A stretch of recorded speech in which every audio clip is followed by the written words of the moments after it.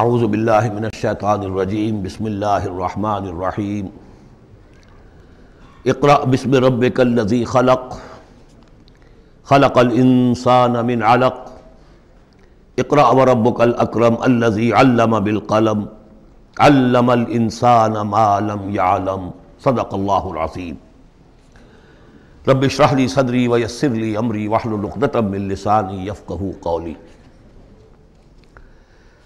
اس سے پہلے کئی مرتبہ یہ عرض کیا جا چکا ہے کہ حضور پر جو پہلی وحی آئی تقریباً اجماع ہے اس پر کہ وہ یہ 5 آیات ہیں سورہ علق کی۔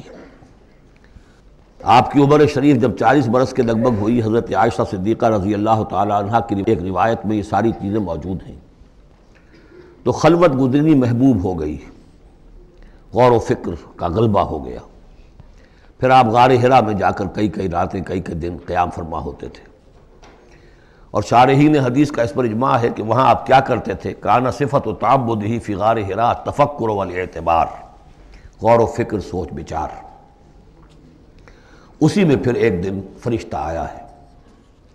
فرشتے کا آنا اور فرشتہ کیا لے کر آیا جس پر کہ اس نے یہ کہا اقرا، پڑھو، وہ ذرا بات ہے کہ جو ذرا پیچیدہ ہے سمجھنے کی ہے، وہ میں عرض کروں گا آپ سے۔ روایت یہ ہے کہ فرشتے نے کہا اقرا، تو حضور نے فرمایا ما انا بقاری۔ فرشتے نے اپنے ساتھ بھینچا لگا کر سینے کے ساتھ، پھر چھوڑ دیا، کہا کہو اقرا۔ حضور نے پھر کہا میں ما انا بقاری، تیسری مرتبہ پھر کیا، 3 مرتبہ کرنے کے بعد پھر یہ اقرا بسم ربک الذی خلق۔ تو اس میں میرے نزدیک وہ روایت صحیح ہے کہ یہ جو پہلی وحی آئی ہے یہ ما بین النوم والیقظہ، جبکہ آپ نیم بیداری اور نیم خوابیدگی کی کیفیت میں تھے، اور فرشتہ اس وقت ایک تختی پر لکھی ہوئی یہ آیات لے کر آیا تھا۔ ورنہ ظاہر بات ہے کہ آدمی پڑھا ہوا نہ ہو تب بھی اسی کی اپنی زبان میں کہا جا رہا ہو کہ یوں کہو، تو وہ تو کہنا مشکل نہیں تھا۔ 40 برس کی عمر تھی آپ کی، کوئی آپ بچے تو نہیں تھے، کوئی شے تھی کہ جس کو پڑھنا تھا۔ وہ جو پڑھنا ہے تو وہ اصل میں یہ اس عالم میں کہ جس کو آپ کہیں گے ما بین النوم والیقظہ، بیداری اور خواب کے بین کی کوئی کیفیت تھی جس میں کہ فرشتہ آیا ہے اور اپنی اصل ملکی شکل میں آیا ہے۔ اس لیے کہ پھر اس نے جب وہ بھی کوئی چیز لکھی ہوئی لایا ہے، روایتوں میں آتا ہے سونے کی تختی تھی جس پر یہ آیات لکھی ہوئی تھیں، تو اس پر آپ نے کہا ما انا بقاری، میں تو پڑھا ہوا نہیں ہوں۔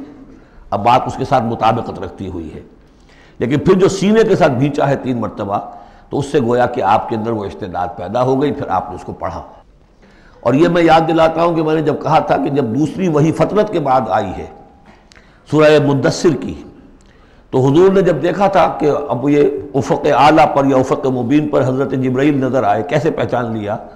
وہی فرشتہ جو غار حرا میں آیا تھا، تو وہاں بھی وہ اپنی اصل ملکی شکل میں تھے، لیکن وہاں جو رؤیت حضور کو حاصل ہوئی تھی وہ پوری بیداری کی حالت کی نہیں تھی، ما بین النوم والیقظہ، یعنی کچھ نیم خوابی اور نیم بیداری کی کیفیت تھی، لیکن دیکھ لیا تھا حضرت جبرائیل کو ان کی اصل ملکی شکل میں اس وقت۔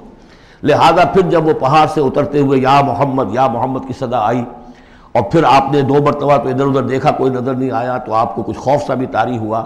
پھر اچانک نگاہ اٹھی تو دیکھا کہ وہی فرشتہ کہ وہی کہ جو غار حرا میں آیا تھا، اس طرح ہے کہ آسمان زمین کے مابین افق پر، اور اس طرح سے ہے کہ پورا افق بھر گیا۔